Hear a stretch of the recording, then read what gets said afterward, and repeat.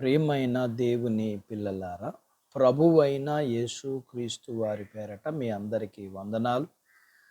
ప్రభువు పేరట మీ అందరికీ శుభములు, దీవెనలు కలుగునుగాక. ఈ ఉదయకాలం పరిశుద్ధ గ్రంథము నుండి దేవుని వాక్యాన్ని చదువుకుందాము. యెషయా గ్రంథము 51వ అధ్యాయము 12వ వచనాన్ని చదువుకుందాం. నేనే మిమ్మల్ని ఓదార్చువాడను. దేవుడు తన మాటలు మనందరి కొరకు దీవించునుగాక. ఆమేన్. ప్రియమైన దేవుని పిల్లలారా, దేవుడు తన ప్రజలను శత్రువుల భయము నుండి విడిపించి వారిని కాపాడి సంరక్షించెదనని వాగ్దానం చేయుచు ఈ మాట సెలవిచ్చారు.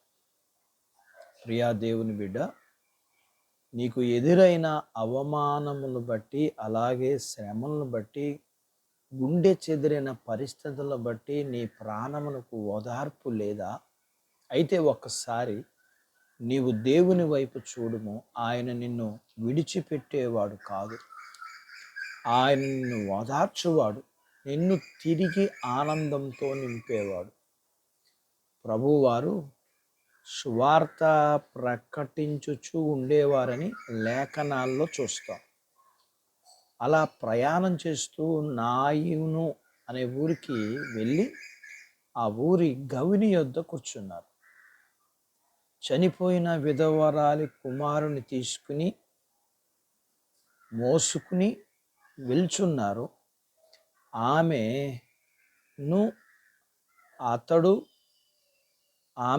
అతను ఒక్కడే కుమారుడు, పైగా ఆమె విధవరాలు.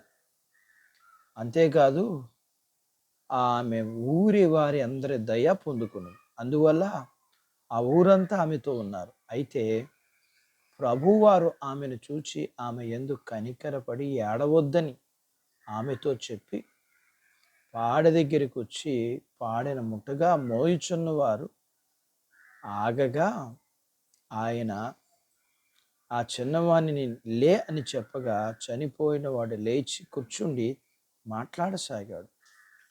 ఆయన అతనిని తల్లికి అప్పగించింది. ఆ విధంగా ప్రభువారు నాయని విధవరాన్ని ఓదార్చారు. అలాగే ప్రభువారు తన మాట ద్వారా ప్రభువారు మరియను ఓదార్చారు. అలాగే తన సేవకుని ద్వారా దేవుడు తన సంఘము అనగా ఎఫ్ఎస్సి సంఘమును ఓదార్చారు. గుండె చెదిరిన వారిని బాగు చేయువాడు మన దేవుడు.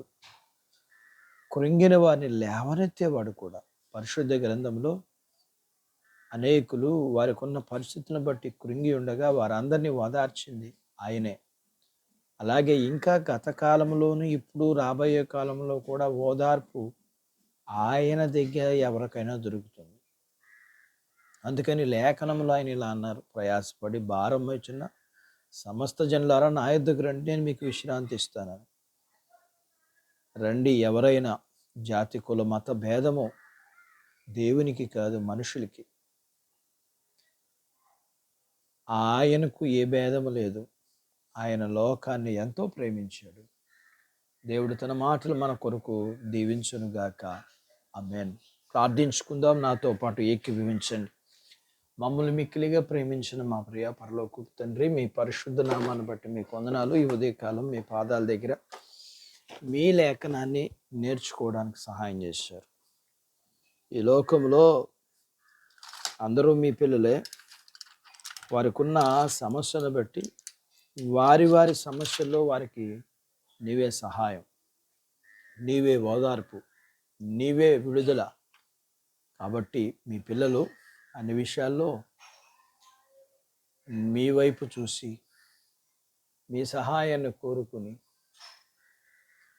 మీ కనికరాన్ని పొందుకుని మీ పిల్లలకున్న సమస్యలన్నింటిలోంచి విడుదల పొందటానికి మీ పిల్లలు మీ దగ్గరికి వచ్చేవారుగా, విశ్వసించేవారుగా, ప్రార్థించేవారుగా ఉండి మీరిచ్చే ప్రతి మేలు, ప్రతి విడుదల, ప్రతి సహాయాన్ని పొందుకునే బాధ్యత ఉంది. మీ పిల్లలను కలిగినంతటిని దీవించండి.